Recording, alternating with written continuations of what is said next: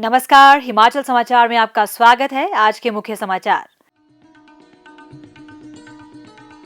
मुख्यमंत्री ने वित्त आयोग से हिमाचल को उदार वित्तीय सहायता प्रदान करने की सिफारिश का किया आग्रह। पहाड़ों की देव व लोक संस्कृति का संवाहक है मां शूलिनी मेला। और अब समाचार विस्तार से। राज्य सरकार ने आज शिमला में 16वें वित्त आयोग से जुड़ी हिमाचल प्रदेश की वित्तीय आवश्यकताओं तथा अन्य मुद्दों पर 16वें वित्त आयोग के प्रतिनिधिमंडल के समक्ष विस्तृत प्रस्तुति दी। यह प्रतिनिधिमंडल प्रदेश के 3 दिवसीय प्रवास पर है, जो आगामी 5 वर्षों के लिए हिमाचल के संबंध में अपनी सिफारिश देगा। मुख्यमंत्री ठाकुर सुखविंदर सिंह सुक्खू ने वित्त आयोग के समक्ष राज्यों के हितों से जुड़े मुद्दों को उठाया तथा राष्ट्र निर्माण में प्रदेश के योगदान को देखते हुए उदार वित्तीय सहायता प्रदान करने की सिफारिश का आग्रह किया। ठाकुर सुखविंदर सिंह सुक्खू ने राष्ट्रीय सुरक्षा के दृष्टिगत प्रदेश के सीमावर्ती क्षेत्रों के विकास तथा इन क्षेत्रों में रहने वाले लोगों को मूलभूत सुविधाएं प्रदान करने पर बल दिया, ताकि इन क्षेत्रों से स्थानीय लोगों का पलायन रोका जा सके। उन्होंने कहा कि प्रदेश प्राकृतिक आपदा की दृष्टि से संवेदनशील राज्य है, जिसके चलते हिमाचल को आपदा पूर्व प्रबंधन एवं राहत कार्यों की दृष्टि से विशेष प्राथमिकता प्रदान की जानी चाहिए। हिमाचल सहित अन्य हिमालयी क्षेत्रों के राज्यों में आपदाओं की अधिक संभावनाएं होने के कारण इन क्षेत्रों के लिए आपदा जोखिम सूचकांक तैयार किया जाना चाहिए। उन्होंने आयोग को बताया कि पिछले वर्ष बरसात में भारी बारिश एवं बाढ़ से हुए नुकसान के एवज में केंद्र सरकार ने 9,042 करोड़ रुपए का भुगतान अब तक नहीं किया है।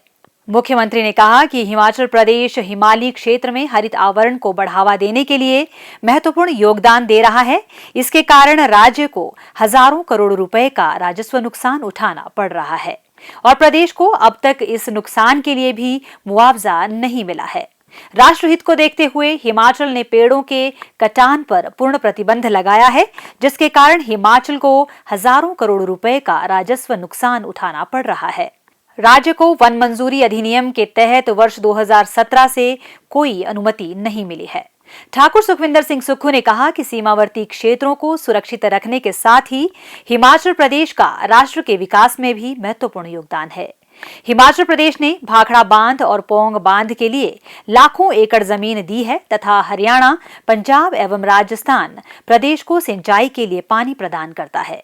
इसी तरह विभिन्न औद्योगिक संस्थानों के लिए निर्बाध विद्युत आपूर्ति भी सुनिश्चित की है। उन्होंने कहा कि इसके लिए राज्य को कोई भी वित्तीय सहायता प्राप्त नहीं हुई है और प्रदेश सरकार को शानन पन विद्युत परियोजना की पट्टा अवधि पूर्ण होने के उपरांत भी मालिकाना हक नहीं मिला है।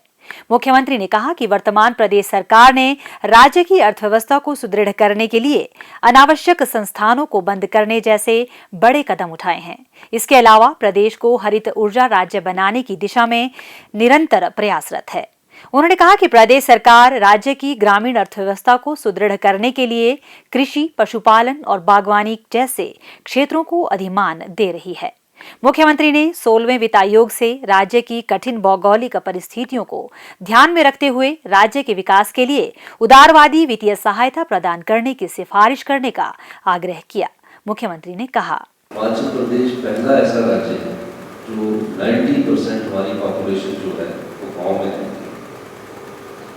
ग्रामीण अर्थव्यवस्था को मजबूत करने के लिए किस प्रकार से हमने इंसेंटिव दिए, तो हमने जो एग्रीकल्चर सेक्टर है, जैसे कि चेयरमैन साहब ने कहा, उसमें बहुत कम प्रगति हुई है, उस सेक्टर को बढ़ावा देने के लिए हमने प्राकृतिक खेती सेस लगाया, यानी कि जो यूरिया के बगैर गेहूं पैदा करेगा, मक्की पैदा करेगा, सिर्फ गोबर से ही मक्की पैदा करेगा, गोबर से ही यूरिया पैदा करेगा, तो उस प्राकृतिक खेती से गेहूं का MSP दिया हम 40 रुपये पर केजी के हिसाब से, जो विदाउट यूरिया प्राकृतिक तरीके से जो खेती पैदा करेंगे हम गेहूं हमारी सरकार 30 रुपये के हिसाब से हम मक्की को खरीदेंगे।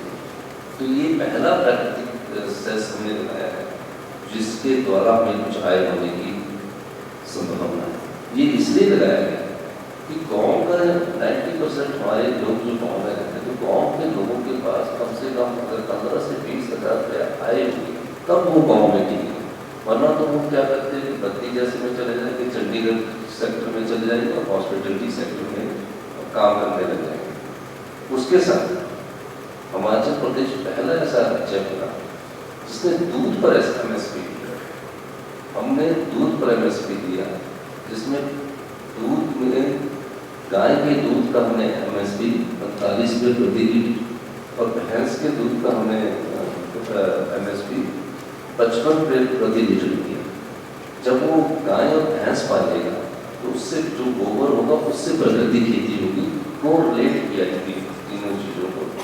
और अभी इसको धरातल पर लाने में अगले 6 महीने में हम उसमें काम करेंगे। अगर हम प्राकृतिक खेती का गेहूँ 40 रुपये खरीदते हैं तो वो बिकेगा, लेकिन हमारे रिसोर्सेज कब हम एक पंचायत से 5-5, 2-2, 4-4 लोगों को प्राकृतिक खेती की तरफ ले जाना है। जब हमारे रिसोर्सेज होंगे तो हम इस दिशा में ज़्यादा उनको MSP दे सकते हैं। इससे पूर्व 16वें वित्त आयोग के अध्यक्ष डॉक्टर अरविंद पनगढ़िया ने अपने संवाद में हिमाचल प्रदेश की उपलब्धियों, विशेषकर शिक्षा एवं स्वास्थ्य के क्षेत्र में किए जा रहे अथक प्रयासों की सराहना की। मेले हमारी साझा सांस्कृतिक पहचान है, जो हमें सामूहिक रूप से खुशियां मनाने का सुअवसर प्रदान करते हैं। मेला यानी आपस में मेल मिलाप।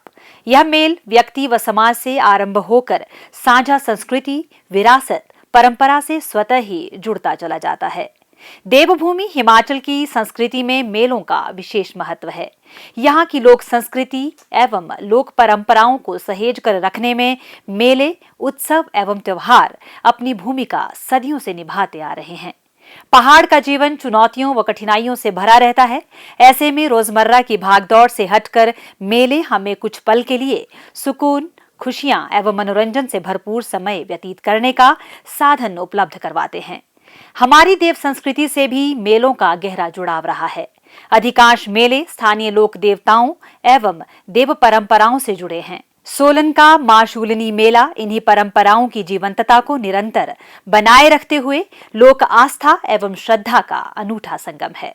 स्वतंत्रता पूर्व रियासतों एवं ठकुराइयों में विस्तारित इस पहाड़ी राज्य की बघाट रियासत वर्तमान में सोलन जिला का प्रमुख केंद्र है और सोलन शहर की स्थापना इसी रियासत की बुनियाद पर हुई है। मां शूलिनी से अपभ्रंश रूप में कालांतर में सोलनी और अब सोलन के नाम से विख्यात यह शहर अपनी बहुरंगी संस्कृति के लिए भी पहचाना जाता है।